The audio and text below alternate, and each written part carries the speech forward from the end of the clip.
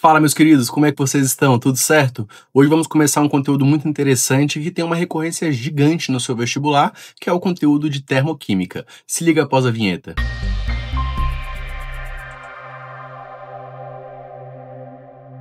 E lembrando, senhores, que é sempre importante você deixar aquele like, se inscrever no meu canal, que vai me ajudar bastante para que o YouTube entregue esse vídeo para mais pessoas. Bora começar? Então, senhores, vamos fazer hoje uma aula de introdução à termoquímica, tá? Para depois a gente dar continuidade nos tópicos que podem ser importantes para vocês. Mas primeiro vamos entender o que seria a termoquímica. A termoquímica é uma área da química que vai estudar os processos que ocorrem com troca de calor. Existem processos que vão liberar calor e existem processos que vão absorver calor. E esses processos recebem nomes na química e na física. Quais são eles? Primeiro, nós temos aqui o processo endotérmico, vamos anotar aí, endotérmico, e existe também o processo exotérmico. Muito bem. Professor, o que seria o processo endotérmico? O processo endotérmico é aquele processo em que o seu sistema ele vai absorver calor. Então coloca para você não esquecer. Endotérmico absorve calor. Muito bem. Já o processo exotérmico é aquele processo em que você tem uma liberação de calor. Então, ele libera calor. Um ponto importante, gente, é que quando eu falo processos que absorvem ou que liberam calor, pode ser tanto o processo químico quanto o processo físico. A química ela vai estudar essas duas áreas, tudo bem? Então a gente vai falar, por exemplo, de reações que liberam calor ou absorvem calor e vamos falar também de transformações, por exemplo, a passagem de água do estado líquido para o estado gasoso ou vice-versa. Então, dentro desses processos químicos e físicos, você pode ter processo endotérmico e exotérmico. Lembrando que processo físico é aquele processo em que você não altera a composição da matéria. E o processo químico, a reação química, você tem alteração na sua composição da matéria, fechou? Antes da gente continuar com o nosso conteúdo, eu preciso falar para vocês algumas definições que vão ser importantes e que vamos utilizar aí ao longo das aulas. Primeira definição é a definição de sistema. O que seria um sistema? Sistema é uma porção específica do seu universo que será isolada para estudo. Qualquer coisa pode ser um sistema. Se eu estiver, por exemplo, analisando um copo com água, esse copo com água será o meu sistema. Se eu estiver analisando uma porção de substância, uma porção de cloreto de sódio, essa porção também será o meu sistema. Existem vários tipos de sistema, mas a química ela vai focar bastante no que a gente chama de sistema fechado.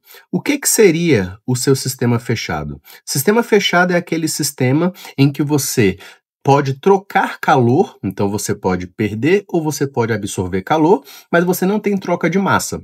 Então, guarda no seu coração. Mas existem também sistemas abertos, sistemas isolados, só que o principal aqui para a gente na termoquímica será o sistema fechado, tranquilo? Uma outra definição é a definição de temperatura. Temperatura, geralmente, vocês sabem, né? Que é o grau de agitação das partículas de um sistema. Então, se eu tenho aquelas partículas muito agitadas, significa que o meu sistema está com uma temperatura elevada. Agora, se eu tiver uma agitação baixa, a temperatura também está baixa. Lembrando que essa agitação está ligada diretamente com a energia cinética do meu sistema. Lembra dessa equaçãozinha aqui, ó? A energia cinética igual a uma constante vezes temperatura. Então, a temperatura ela é diretamente proporcional à sua energia cinética e vice-versa. E por último, uma definição que muitos alunos confundem com calor, tá? Apesar deles estarem ligados intrinsecamente, não é a mesma coisa. O calor, na verdade, é um tipo de energia, uma energia térmica, que sempre será transferida entre sistemas. E essa transferência entre sistemas, ela acontece porque eles estão com temperaturas diferentes. Percebam que, para você ter a transferência de calor, deve existir essa diferença de temperatura, mas elas não são a mesma coisa, tá? E outra coisinha, o calor, ele tem uma forma de medida também diferente. Temperatura a gente mede por graus Celsius, por Kelvin. Já o calor, nós podemos medir por Joule. Vamos botar aqui, ó, Joule. Nós podemos medir também por calorias. Pode ser medido por quilocalorias. E esses aqui são as principais formas de medidas. E agora, para finalizar essa nossa primeira parte da aula, uma definição que a gente vai utilizar até o final das nossas aulas, que é a parte de entalpia. A termoquímica ela estuda basicamente a entalpia de uma reação química, de um processo químico ou físico. Só que o que é a entalpia? Entalpia é uma grandeza que representa a energia total do seu sistema. Só que essa energia total ela tem que estar em um sistema com pressão o quê? Constante. Professor, me explica melhor. Gente, imagine que eu tenha, sei lá, que eu vá me alimentar. Eu vou comer uma porção de arroz. Essa porção de arroz, depois que ela for metabolizada no meu organismo, ela vai liberar uma certa quantidade de calorias, concorda comigo? Essa caloria liberada, ou esse calor liberado no processo, nada mais é do que entalpia, porque era a energia que estava contido naquela porção de arroz.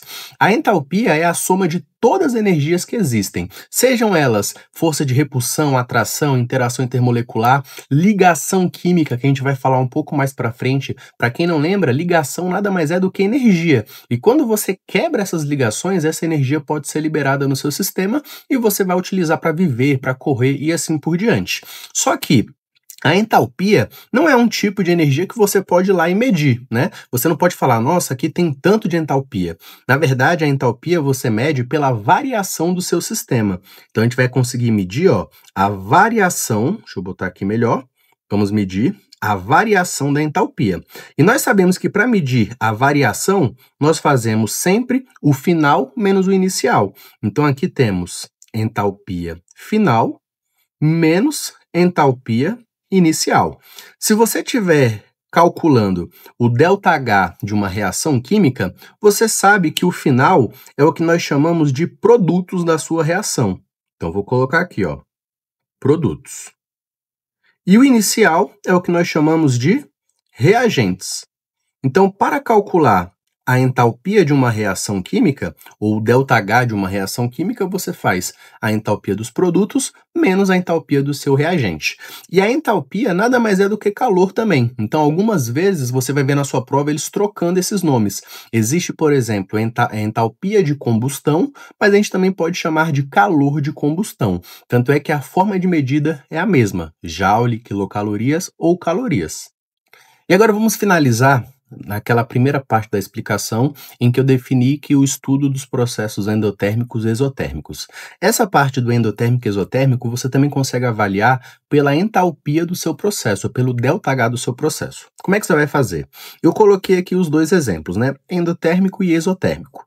No endotérmico, você vai perceber que o calor ele está sendo consumido na sua reação.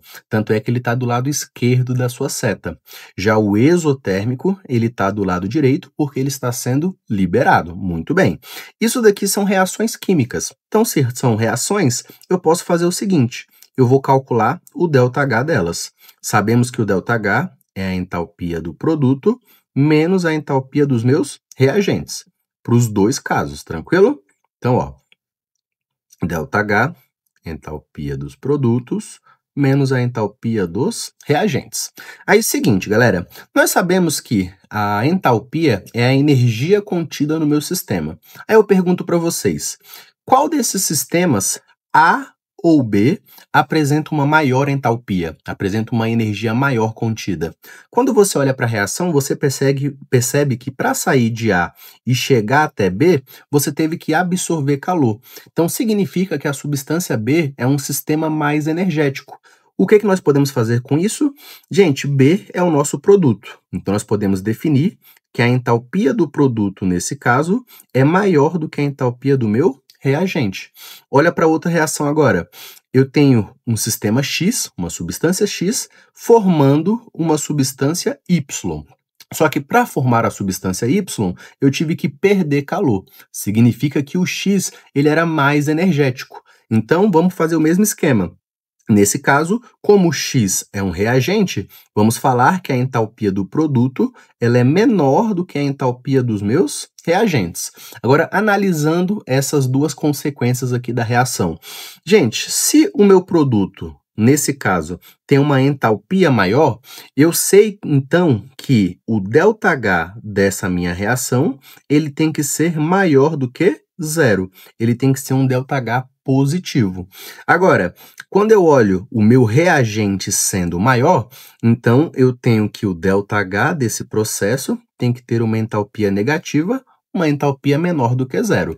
Não é comum aparecerem reações escritas dessa forma, com o calor colocado na equação. Como é que a gente faz?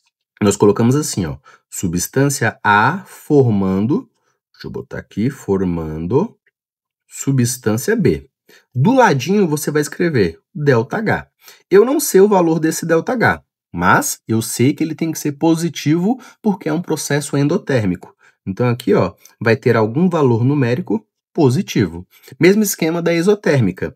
Eu tenho uma substância X formando uma substância Y. Não sei o seu valor de ΔH, mas eu sei que esse ΔH tem que ser menor do que zero, então o ΔH ele tem que ser negativo. Tranquilidade? E para finalizar nossa parte gráfica, temos aqui do lado esquerdo um gráfico de uma reação endotérmica. Esse primeiro patamar é o patamar dos meus reagentes. E o patamar de cima é o patamar do produto. Eu sei disso porque o produto tem que ter uma entalpia maior do que o reagente, concordam? Lá no gráfico exotérmico, o primeiro patamar, o que está mais em cima, é o do meu reagente, porque o reagente tem que ser mais energético. E o patamar que está mais embaixo é os meus produtos, ou são os meus produtos, tudo bem? Agora é o seguinte, nós sabemos que uma reação química, ela sempre tem uma setinha apontando. E essa seta, ela sempre vai apontar do meu reagente em direção ao produto. Percebam aqui, ó, A em direção a B, X em direção a Y, e assim por diante. Então, quando você for analisar uma reação, um gráfico de processo endotérmico, você vai ter uma setinha assim, ó, apontando para cima. Mesma coisa no exotérmico. Como é do reagente para o produto, eu vou ter uma seta apontando para baixo do meu sistema. E uma outra coisinha, essa setinha nada mais é do que a variação de entalpia do seu processo. Então aqui, ó, eu tenho o valor do meu ΔH. Se for endotérmico, o ΔH apontado para cima, positivo. Se for exotérmico, ΔH apontado para baixo, ele é exotérmico. Tranquilidade? Lindões, até a próxima aula. Tamo junto.